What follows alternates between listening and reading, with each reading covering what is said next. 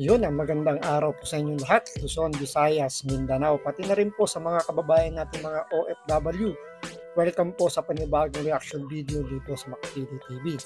So ito na nga po, medyo mukhang nagtatagumpay na po yung plano po ng mga kritiko ng mga Duterte, particular dito kay VP Sara. Dahil dun sa isang statement, dun sa isa sa mga press conference niya na medyo nakapagbitaw siya ng mga salita na patungkol nga daw sa kung sakasakali nga daw na may mangyari sa kanya, ipatutumba niya si Pangulong Bobong Marcos, si First Lisa Araneta Marcos, tsaka si Speaker Romualdez. So, siguro out of hindi naman frustration pero nagiging emotional na siya dahil nga sa nangyari nga dun sa pagkakakulong ng kanyang chief of staff at hindi niya matanggap na yung kanyang chief of staff yun yung pinagbabalingan dahil nga nakakontempt. So isipin nyo nga naman, this oras ng gabi gustong i-transfer sa Women's Correctional. So nakakulong po yung chief of staff ni VP Sara sa detention cell ng Kongreso, and then midnight, so this oras ng gabi gustong i-transfer ng House of Representatives papuntang correctional. So alam naman natin sa correctional, yan po nakakulong yung mga may pending cases, yung may mga outstanding warrant of arrest, tsaka yung mga convicted. So kay VP Sara, hindi deserve ni Attorney Lopez na mapunta doon dahil in the first place, hindi naman siya akusado, siya ay isang resource person. At the same time, wala naman siyang kaso, bakit siya dadalhin? At in the middle of the night pa yung naging proseso ng pag-transfer kay Atty. Zulaika Lopez. So dahil siguro doon, at tayo nga sinugod sa ospital si Atty. Lopez, kaya medyo nagpatong-patong na yung mga emotion ni VP Sara. Kaya siguro nakapagbitaw siya ng ganong klaseng statement. Pero maraming nang nagsabing mga abogado, may piskal, na hindi magagamit yun para makasuhan si Vice President Sara Duterte dahil wala namang batas na nakasaad doon na pwede siyang masampahan ng kaso. Pero syempre, yung mga kritiko ni VP Sara is ginagamit na ngayon yun para lalong sirain yung integridad, yung kanyang kapasidad bilang Vice President. So, eto nga po, nagbigay na po ng statement tong NBI at kikilos na sila dahil nga sa utos na rin siguro ng National Security Council, ng DOJ. So, parte sila ng national security ng bansa natin. So, mag-iimbestiga na po si NBI Director General Santiago. So, kahit naman siya, meron siyang binitawang before na statement yung kay Pangulong Duterte tungkol dun sa mga pinatay daw di umano ni Pangulong Duterte, pero wala namang maibigay na pangalan kung sino yun. So sa kanya hindi magagamit yun. So sa palagay ko sa kanya naman independent. So yun lang ang kinaka-worry lang ni VP Sara kasi sa panahon ngayon, sa administrasyon nito ngayon, mukhang hindi siya makakakuha ng fair trial. Pero ina-assure naman ito ni Director General ng NBI na magiging patas sila sa magiging investigasyon. So ito, panoorin po natin itong naging press con po ng NBI regarding dun sa issue, sa statement ni VP Sara na kung sakasakaling siya ipapatay, meron na rin siyang inupahan para tsugiin din yung sila Pangulong Bobong Marcos, si First Lady Lisa Marcos, tsaka itong si Speaker Romualdez. So ito, panoorin po natin to. Pero syempre, bago ang lahat, kung hindi ka pa nakasubscribe sa Makapili TV, baka pwede naman pong pakipindot po mo na yung subscribe button. At the same time, palike na rin ng video, wala naman pong bayad yan. Kaya pindot na. So ito, panoorin po natin itong naging press con po ng NBI para kumbaga magkaroon tayo ng idea kung ano po yung mangyayari sa pag-iimbestiga nila regarding doon sa statement ni VP Sara. Bureau of Investigation na investigate matters na merong threat, merong assault sa pinakamataas na opisyal, President, Vice President, down hanggang sa Chief Justice ng Korte Suprema. Kaya we step in. Alam nyo, kami marami ng mga political wag magalit sa akin, circus. No, hindi kami nakikialam. Tahimik lang ang National Bureau of Investigation, but this is a serious matter involving the life of the President, the First Lady, and the Speaker of the House. So, yun po. Kaya nag-step in na po kami at kailangan maimbestigahan ito. Okay. Sir, when you say stepping in, just to clarify, that means motu proprio because it's on part of your mandate na mag-invest, pwede kayo mag-step in? Totoo po yan. Dapat pumasok kami, motu proprio, mag-iimbestiga kami. But then, nagkataon na mabibilis din ang ating mga ang ating SOJ, Secretary of Justice, napakabilis ng ating Executive Secretary. They immediately called me and says that to check. Tingnan namin itong mga bagay na ito. Kaya ganun na nga nangyari. So Sabado pa lang ng madaling araw, umabot na sa amin yung video. So we immediately check it. When did you receive the call from the SOJ? Text lang, no? Text lang. Parang nakita mo na ba ito? Will you check this? Ganon. Yes, from the ES, from the Secretary of Justice. So immediately, tenext ko rin agad. Madaling araw, tenext ko na agad ang aking cybercrime chief, si Atty. Loto, to check the authenticity of the video. Ayun nga, napatunayan, nag-report sa akin si Atty. Loto na the video is authentic. Hindi yun AI generated, hindi yun deepfake. Talagang nag-exist yung ganong video. Alright. Ngayon, the next step, dahil authentic siya, the next step we did is to request for preservation. Facebook ang ginamit na platform.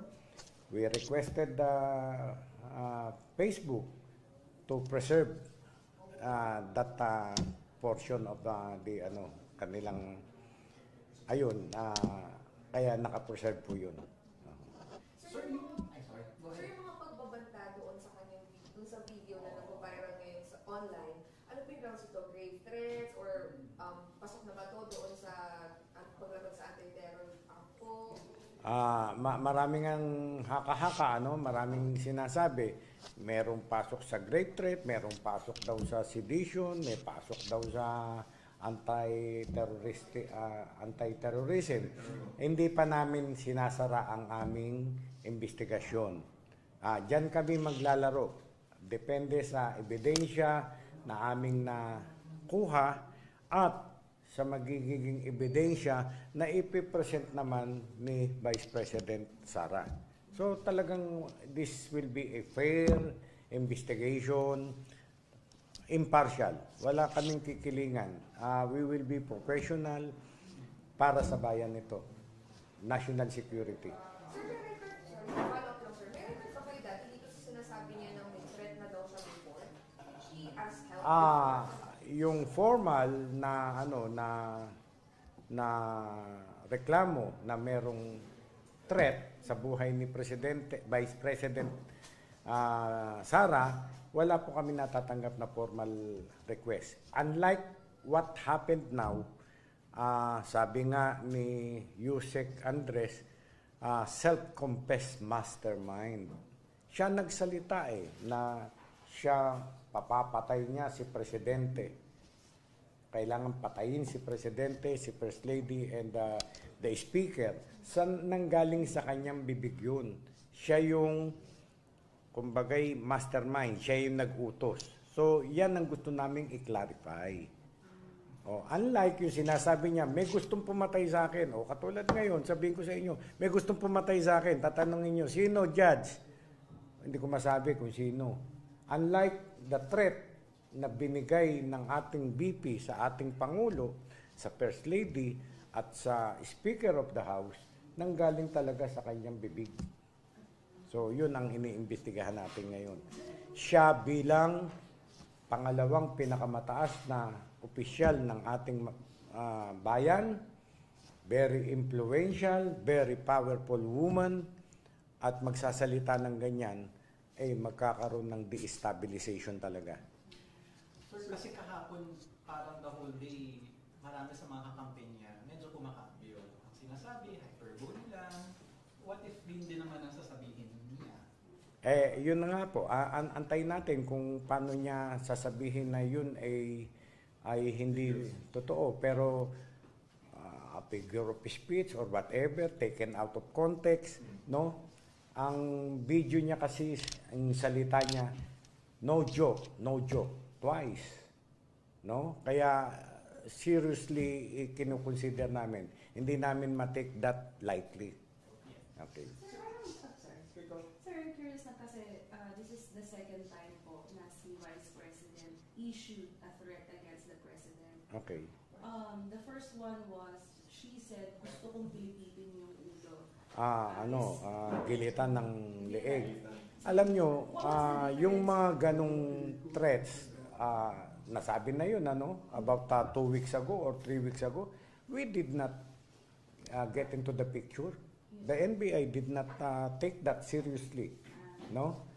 Yung gigilitan ng ulo ni Presidente, na yung ama ni Presidente huhukayin, itatapon sa West Philippine Sea, hindi namin yun pinapatulan. We take that yung masama lang loob niya or whatever, political salita, but this time, iba ito. Talagang derechuhan, sinasabi niya na kailangan ipapapatay niya si Presidente, First Lady, and the Speaker of the House. Serious matter ito. Ibang klase ito. Yes. Yes. Procedure. Tinanggap yung subpoena, pero what if, paano ba yun? Pwede akong tanggapin, kasi I will never show up. What if she does that? Wala kaming magagawa. Pwede kaming mag-file ng contempt charges sa court. Dahil hindi sinunod ang aming subpoena, pwede kaming mag-apply sa court. Your Honor, pwede bang i-contempt mo ito, hindi kami sinunod? But we will not do that. We already have our evidence. At yung evidence nga na ibibigay sa atin ni BP Sara, yun ang i-collate namin and submit it to the prosecution service of the DOJ. But without, for example, without she doesn't show up, you can proceed with filing. We will proceed. We will proceed. At kung ano man yung ebidensya na nasa kamay namin, di yun lang. Ngayon, maraming pa naman yung process eh. Remember, law enforcement kami, investigating lamang. Mag-iimbestiga kami, yung kung anong resulta ng aming investigasyon, ipipresent namin sa prosecution office ng DOJ at sila ang magde-determine whether there is a prima facie evidence that na pwedeng mag-conviction yung ano. Iba rin threshold. Yes, oo. Ayun, sila magpapile nun sa court. Pagdating sa court nun, the court will again conduct investigation whether there is a ground to issue warrant of arrest. Pagka nag-issue ng warrant of arrest, ayun na, ibang stage yan eh. Sa amin kami, investigation lamang. Sir, Yes. So yung subpoena, of course, has an intent of filing a complaint later on, no? Yes. Ang main purpose namin ng sinubpina namin to give her due process, to give her chance to explain her side. No? Ganon. Meron na kaming hawak. Ayun nga, alam na natin lahat yun eh. Dineklara niya na in public. Yung deklarasyon niya na papapatay niya si Presidente. Ayun na, hawak na namin yun. Paliwanag niya, bakit niya nasabi yun? May justifiable reason ba siya? Ba't nasabi yun? Whatever. Ngayon, lahat ng makulate namin na ebidensya, sabi ko nga sa inyo, ipapile namin yan sa Department of Justice through the Prosecutor General's Office.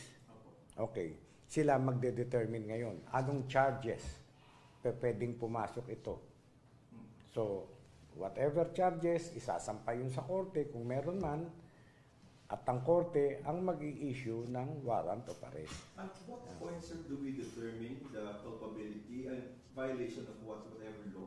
Sa level niyo, sir, di ba sa subpoena nakalagay doon grave threats and then anti-terror? Sa subpoena, wala. Iniimbestigahan namin siya. We are... Shedding light, sir. To Ah. shed light for possible violation. yes, for possible violation, yes. So, for But can we say that those are the possible complaints against the Vice President? Maaari. At pwede pa. Yun nga, yung pinagsasabihin nyo kanina na grave threats, sedition, yung Anti-Terrorism Act, ganon. Titignan natin yung angulo. Sa ngayon, hindi ko pa masasabi with definiteness kung anong charges. Pero what's definite, Director, is that you are going to file a case. Ah, A complaint, sorry. hindi malayo po yan, ma'am. Hindi po malayo. But as to what depends on what you find and then the determination of the PI, the PROSEC. Yes. Sir, can I go to 11479, anti-terror law? Alright. Medyo, paano po siya papasok doon? 4A? Section 4A? Hindi po namin na masabi pa.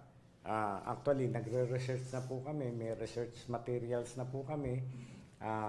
Actually po, magmi-meeting pa lang kami ng aking mga investigator, composed of lawyers, para maayos, maging maganda ang aming investigasyon. Sir, broad strokes, bakit po tinitingnan natin yung anti-terror law as one of the possible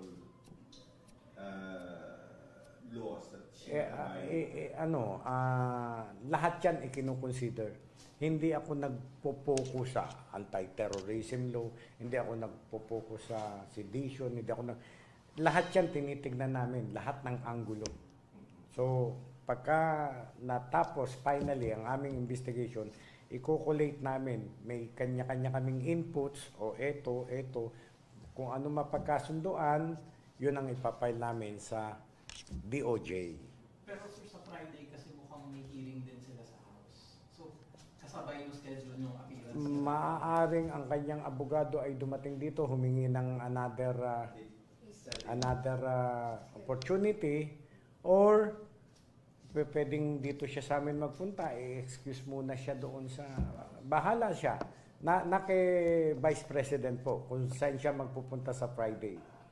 Kaya naman minadali na namin sa Friday, alam nyo, nandito na kami sa Pasay ngayon. Pasay is holiday on Monday, December 2. So tatagal pa to, gusto na nating matapos agad.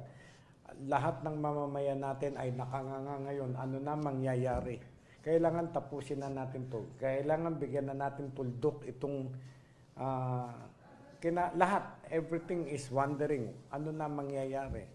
So, kailangan mapapayapa natin ang ating mamamayan. May iba pa kayo isa sa Pina, sir? May iba pa kayo isa sa Pina, bukod kay VP? Depende. We have the list. Identified namin kung sino present during yung press con ni Vice President. Yes, marami taga-media. Oo. Kaya hindi naman na porkit nandun ka ay may kasalanan ka rin.